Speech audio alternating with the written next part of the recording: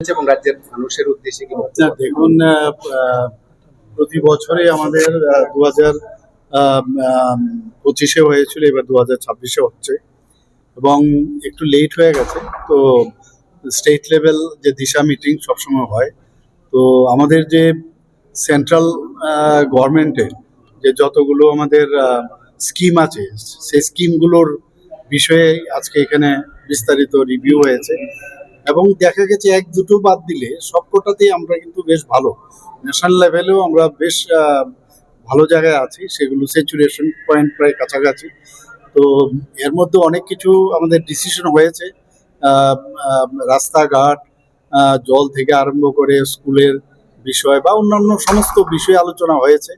এবং বিস্তারিত আজকে কিন্তু প্রায় 2.5 ঘন্টার মতো, সেখানে 2.5 ঘন্টা তো 3 ঘন্টার মতো মিটিং হয়েছে এবং মিনিস্টার্স থেকে আরম্ভ করে যারা যারা এই কমিটির মেম্বার, অনেক এমএলএরও এসেছিলেন, বিরোধী দলেরও ছিলেন, আমাদের দলেরও ছিলেন, সবাই মিলে আমরা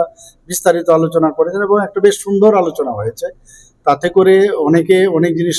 পয়েন্ট আউট করেছে, সেগুলো নোট ডাউন হয়েছে এবং এই ধরনের